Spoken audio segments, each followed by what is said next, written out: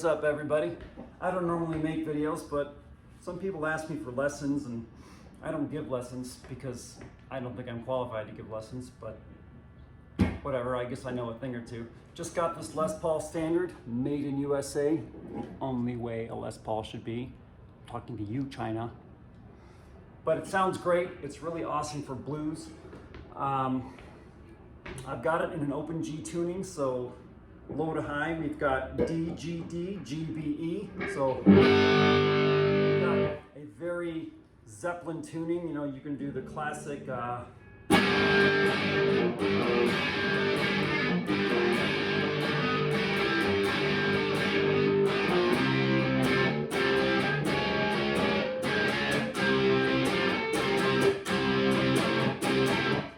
so great.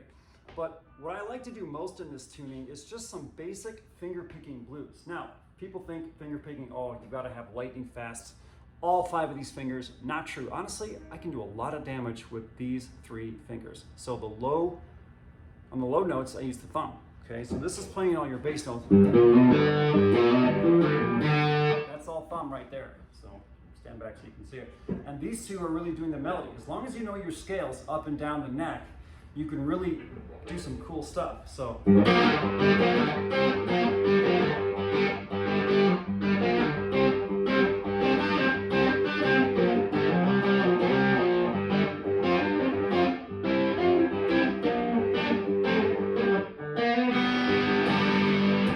and that's just using 3 fingers. So again, know your scales.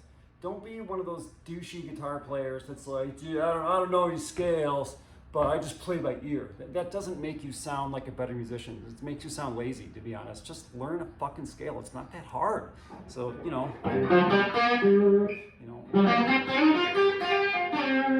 But wait a minute, you say, Damien, you're in an alternate tuning. How can you possibly play a solo when you're in an alternate tuning? Well, glad you didn't ask. So, think about it this way. You've got 3 strings right here that are not tuned, alternate tuned at all. This D, G, and B, those are standard tuning. So you can rock out on those 3 strings. And the other ones, since they're open strings, if you just hit them open, you're not going to be out of key as long as you're playing in G. So, case in point, if I'm soloing, even finger picked.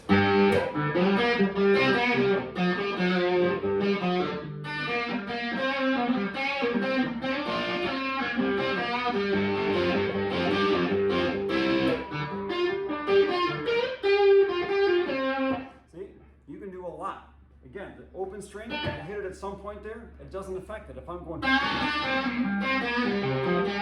see, hitting it doesn't mean nothing. It doesn't hurt. It only helps actually. It gives you kind of a flow. See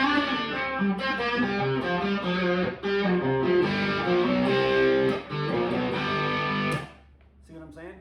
So you got to just get a groove going. If you're playing solo like this and you're just trying to like impress your friends, do your best not to stay on the same chord. So if I'm on G and you're jamming and you're soloing,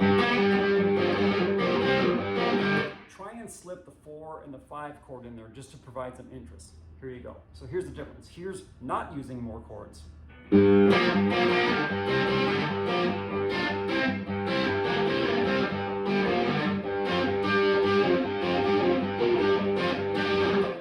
Cool, right? But here's cooler.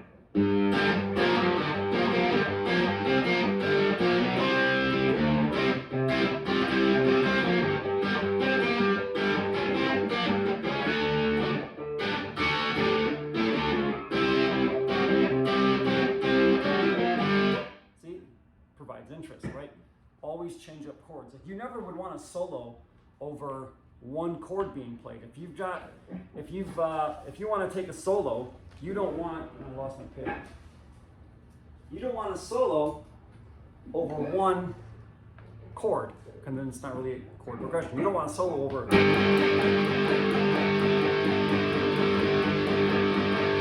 You want to solo over.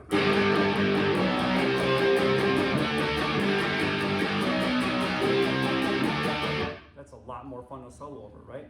And it's going to sound more interesting and engage your crowd a little bit more. So little songwriting tip for you there. Now, that doesn't necessarily mean that more is more. A lot of times, less is more. It just depends. So, yeah, that's it.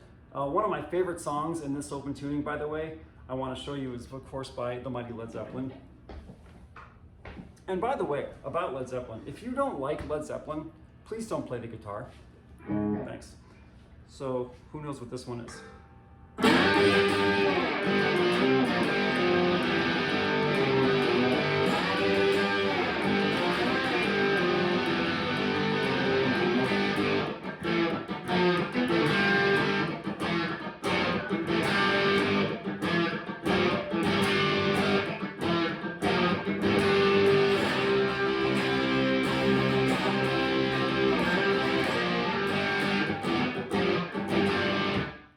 Riverside Blues. What a great song. So if you enjoyed this video, leave a comment, leave a like. Actually, I don't really care if you comment or leave a like, but if you want to see more of it, let me know. Peace out.